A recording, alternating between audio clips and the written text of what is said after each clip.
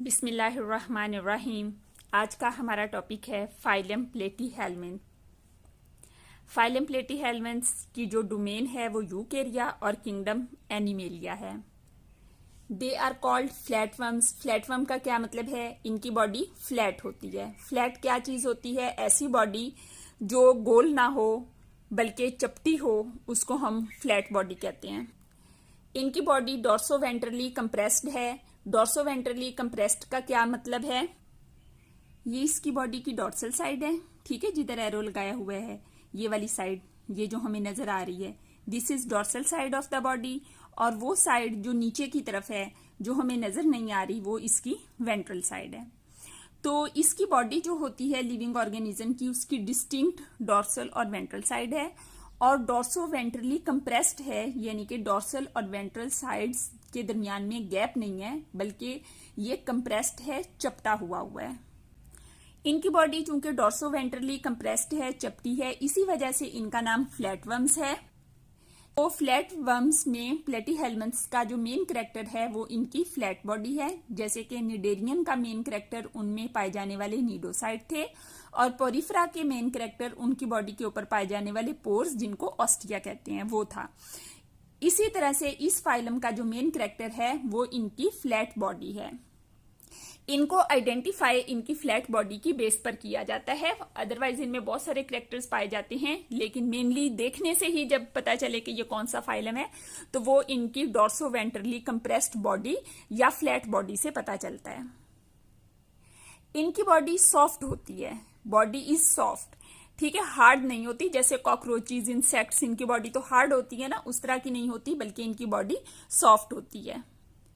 Most of them are free living. Free living का क्या मतलब होता है कि ये किसी के साथ कम्बिनेशन बना के सिम्बायोटिक रिलेशनशिप में नहीं रहते, बल्कि फ्री रहते हैं।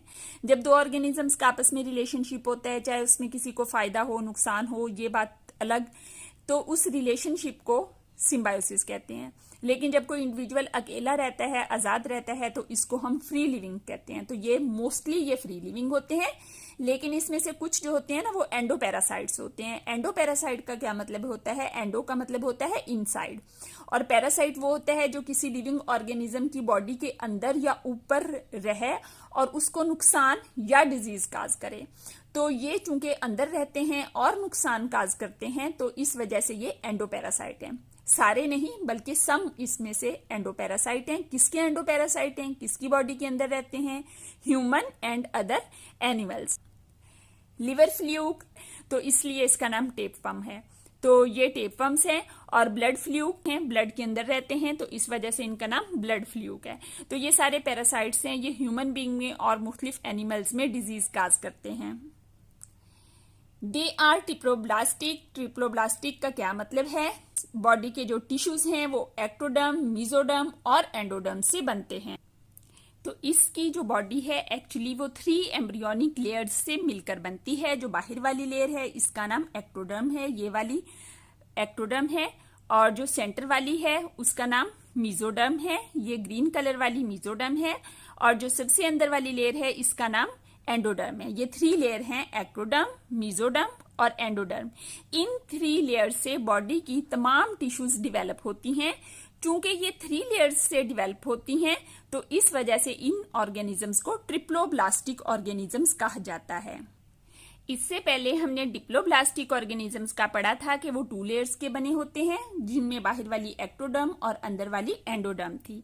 और ये ट्रिप्लोब्लास्टिक जो हैं ये 3 लेयर्स से बनते हैं, एक्टोडर्म, मेसोडर्म और एंडोडर्म।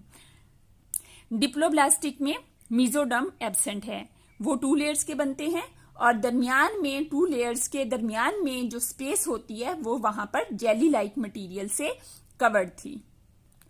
तो फ्लैटवर्म्स क्या हैं? ये ट्रिप्लोब्लास्टिक हैं।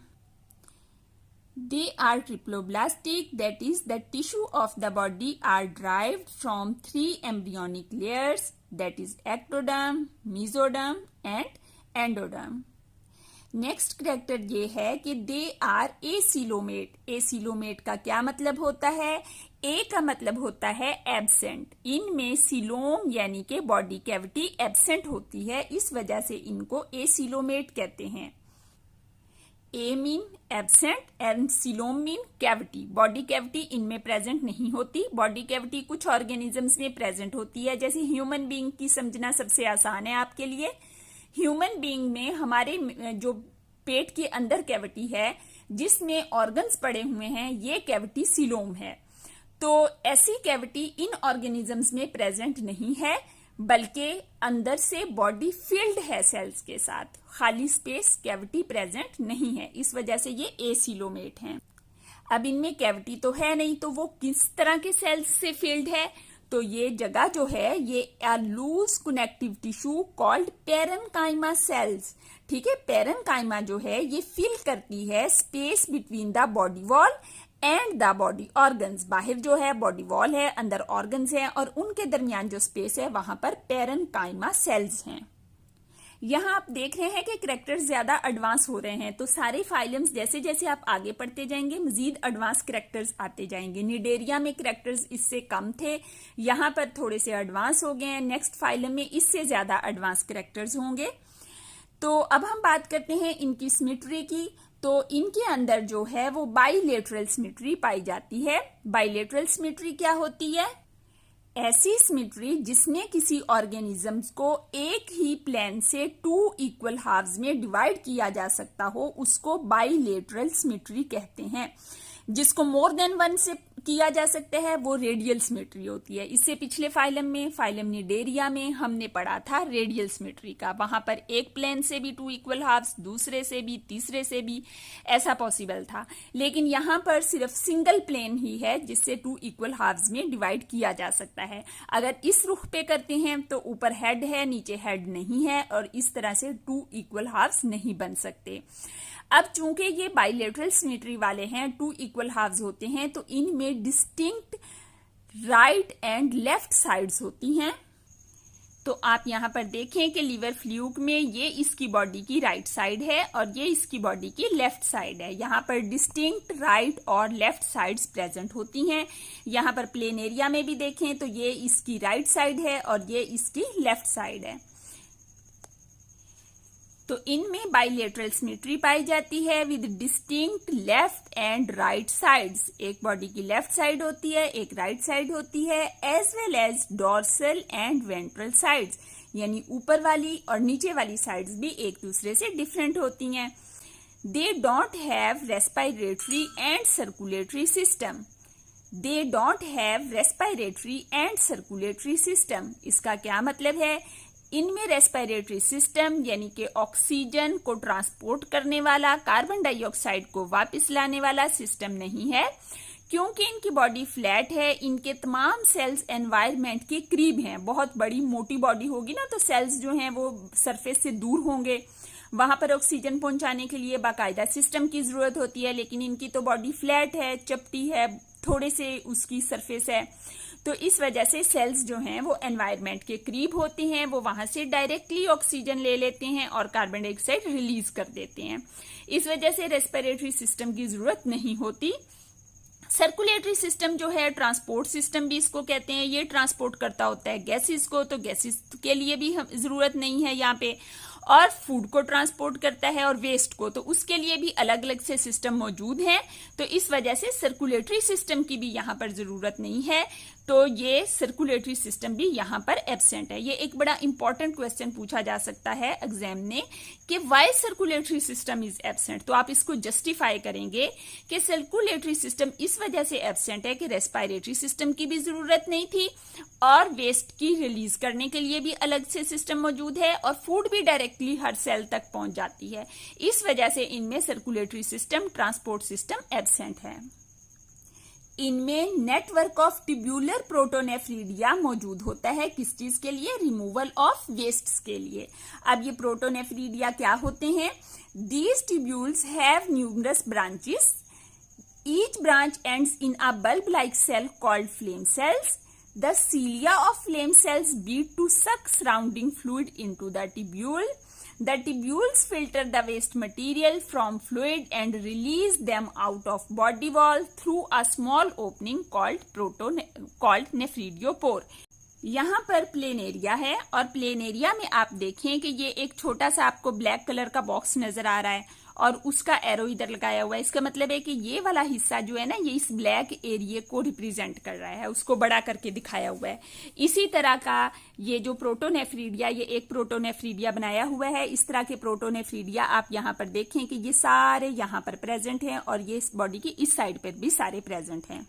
तो ये बॉडी की दोनों साइडों पे प्रेजेंट है, उनमें से एक को बड़ा करके दिखाया हुआ है। हर प्रोटोनेफ्रीडिया एक सेल है। यहां पर आप देखें ये प्रोटोनेफ्रीडिया का न्यूक्लियस है। फ्लूइड जो आता है उसमें से ये वेस्ट को फिल्टर कर लेते हैं और बाकी मटेरियल वापस उसी तरह चला जाता है। अब वेस्ट जो है वो इसके अंदर आ गया, प्रोटोनेफ्रीडिया के अंदर आ गया। यहां से ये वेस्ट, आपको यहां पर एक ट्यूब नजर आ रही है, इस ट्यूब में से होता हुआ ट्यूब के एंड पर एक पोर है जिसको हम एक्सक्रीटरी पोर कहते हैं। इस पोर तक पहुंच जाता है और वहां से एक्सक्रीट कर दिया जाता है, निकाल दिया जाता है बॉडी से बाहर। अब यहां तक हमने ये देखा कि इनमें प्रोटोनेफ्रीडिया पाए जाते हैं। प्रोटोनेफ्रीडिया बहुत सारे होते हैं, बॉडी की दोनों साइड्स पर पाए जाते हैं। हर प्रोटोनेफ्रीडिया फ्लेम सेल्स पर मुश्तमिल होता है। एक फ्लेम सेल के अंदर, हर एक के अंदर उनका सेपरेट न्यूक्लियस होता है, सीलिया होते हैं। जब सीलिया बीट करते हैं तो बॉडी के जो फ्लूइड्स हैं वो इस सेल के अंदर आ जाते हैं। यहां से वेस्ट फिल्टर कर लिए जाते हैं, बाकी चीजें वापस चली जाती हैं बॉडी के अंदर। और ये फिल्टर जो कि वेस्ट पर मुश्तमिल होता है, ये इधर से ट्यूब से गुजरता हुआ इसके एंड में जो कि एक्सक्रीटरी पोर है वहां तक पहुंच जाता है। और एक्सक्रीटरी पोर जो है ये बॉडी से बाहर ओपन हो रहा होता है और इस तरह से वेस्ट मटेरियल बॉडी से बाहर निकाल दिया जाता है। यहाँ पर हर प्रोटोनेफ्रीडिया जो है वो अपना वेस्ट मटेरियल जो उसने कलेक्ट किया होता है वो सेपरेटली बॉडी से बाहर रिलीज कर देता है। ठीक है, ये किसी एक जगह पर इकट्ठा होकर वहां से रिलीज नहीं होता, बल्कि हर एक प्रोटोनेफ्रीडिया अपना वेस्ट मटेरियल जो उसने कलेक्ट किया है वो सेपरेटली एक्सक्रीटरी पोर के जरिए से बॉडी से बाहर रिलीज कर देता है। अब हम इनके नर्वस सिस्टम की बात करते हैं। तो they have a network of neuron. ठीक है, ये एक गैंग्लिया और ये इसका दूसरा गैंग्लिया। तो ये गैंग्लिया इसके हेड रीजन में प्रेजेंट है। गैंग्लिया क्या है? They are collection of neurons, यानी कि एक एक न्यूरॉन नहीं है बल्कि बहुत सारे न्यूरॉन मिलकर एक गैंग्लिया बनाते हैं और इसमें 2 गैंग्लिया प्रेजेंट हैं। फिर उसके बाद ये इसके अंदर लॉन्गिट्यूडनल नर्व कॉर्ड्स हैं। एक आप देख रहे हैं इस तरफ है और एक इस तरफ है, 2 नर्व कॉर्ड्स हैं। ये सेरिब्रल गैंग्लिया जो हैं, ये हर एक गैंग्लिया अपनी तरफ की नर्व कॉर्ड के साथ अटैच है।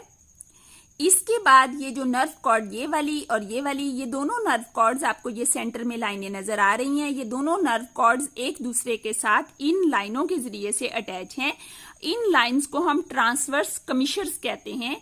ये दोनों नर्व कॉर्ड्स ट्रांसवर्स कमिशर्स के जरिए से आपस में अटैच हैं। अब यहां तक आप देखें कि इनका नर्वस सिस्टम में क्या क्या चीजें हैं। सेरिब्रल गैंग्लिया जो कि तादाद में 2 हैं, फिर 2 नर्व कॉर्ड्स हैं, एक लेफ्ट साइड पे एक राइट साइड पे, और फिर ट्रांसवर्स कमिशर्स हैं जिन्होंने नर्व कॉर्ड्स को आपस में कनेक्ट किया हुआ है। और अगर हम इनके सेंस ऑर्गन्स की बात करें तो most free living flatworms have 2 simple I spots eight there anterior and, जो कि आपको यहाँ पर नजर भी आ रहे होंगे। इसमें फ्री लिविंग फॉर्म में आई स्पॉट्स होते हैं। आई स्पॉट्स को ऑसिलस कहते हैं। ये 2 आई स्पॉट्स हैं, ये एरो का निशान लगाया हुआ है जहां पर ये वाला, ये इसका एक आई स्पॉट है, ये दूसरी साइड पे एक आई स्पॉट है। ये आई स्पॉट फ्री लिविंग में पाए जाते हैं, पैरासाइट में नहीं पाए जाते। अब क्वेश्चन ये है कि ये पैरासाइट में क्यों नहीं पाए जाते, ये फ्री लिविंग में क्यों पाए जाते हैं आई स्पॉट्स? तो फ्री लिविंग ही को जरूरत होती है देखने की। जो पैरासाइट्स होते हैं वो तो अपने होस्ट पे डिपेंड कर रहे होते हैं फूड के लिए, तो इस वजह से उनको जरूरत नहीं होती आई स्पॉट्स की। जो फ्री लिविंग है उन्होंने अपनी फूड भी सर्च करनी होती है, अपने एनिमी से भी बचना होता है, तो उन्हीं को जरूरत होती है। इस वजह से जो फ्री लिविंग होते हैं उनके अंदर ये प्रेजेंट होते हैं और पैरासाइट्स में ये एब्सेंट होते हैं। इनमें सेक्सुअल और एसेक्सुअल दोनों तरह की रिप्रोडक्शन पाई जाती है। एसेक्सुअली भी ये रिप्रोड्यूस करते हैं, सेक्सुअली भी रिप्रोड्यूस करते हैं। जो एसेक्सुअली रिप्रोड्यूस करते हैं वो फिशन से रिप्रोड्यूस करते हैं। फिशन का मतलब होता है ब्रेक। कि बॉडी का एक पार्ट ब्रेक हो जाता है और जो पार्ट ब्रेक होता है वो अपना रिमेनिंग पार्ट बना लेता है और दूसरा भी अपना रिमेनिंग पार्ट बना लेते हैं। अब यहाँ पर देखें तो ये वाला हिस्सा इससे भी एक कंप्लीट इंडिविजुअल बन गया और ये वाला हिस्सा जो है इससे भी एक कंप्लीट इंडिविजुअल बन गया। तो फिशन से जो बॉडी के 2 पार्ट्स बने थे, दोनों हिस्सों ने अपना वो पार्ट जो मिसिंग था वो रीजनरेट कर लिया और इस तरीके से एक ऑर्गेनिज्म 2 में डिवाइड हो गया। तो ये रिप्रोडक्शन एक सेक्सुअल है। एसेक्सुअल क्यों है? क्योंकि इसमें सिंगल पेरेंट इन्वॉल्व है। ये एक सिंगल पेरेंट है जो कि इन्वॉल्व है इस रिप्रोडक्शन में, जबकि सेक्सुअल रिप्रोडक्शन वो होती है जहां पर 2 पेरेंट्स इन्वॉल्व होते हैं। इनमें सेक्सुअल रिप्रोडक्शन भी पाई जाती है। ये सेक्सुअल रिप्रोडक्शन किस तरीके से करते हैं? जो इनके सेक्सुअल रिप्रोडक्शन वाले ऑर्गेनिजम्स होते हैं वो हर्माफ्रोडाइट होते हैं। हर्माफ्रोडाइट का क्या मतलब है? ऐसे ऑर्गेनिजम्स जिसमें दोनों सेक्सेस सिंगल इंडिविजुअल में पाई जाती हैं उनको हर्माफ्रोडाइट कहते हैं। यानी मेल अलग और फीमेल अलग ऑर्गेनिज्म नहीं होता, बल्कि एक सिंगल ऑर्गेनिज्म के अंदर ही दोनों के तरह के पार्ट्स पाए जाते हैं। बॉडी में एक जगह पर अगर इसमें टेस्टिस पाए जाते हैं तो दूसरी जगह पर इसमें ओवरीज पाई जाती हैं। एक ही बॉडी में टेस्टिस और ओवरीज दोनों पाई जाती हैं। ये एज अ मेल भी वर्क करता है और एज अ फीमेल भी वर्क करता है। इनको बाइसेक्सुअल भी कहते हैं और हर्माफ्रोडाइट भी कहते हैं। तो इनके जो सेक्सुअली रिप्रोड्यूसिंग फ्लैटवर्म्स हैं वो हर्माफ्रोडाइट होते हैं। यहाँ पे लेक्चर हमारा कंप्लीट हो जाता है। उम्मीद है आपको समझ आ गई होगी और अगर किसी जगह की समझ नहीं आई किसी पार्ट की तो आप उसको दोबारा से सुने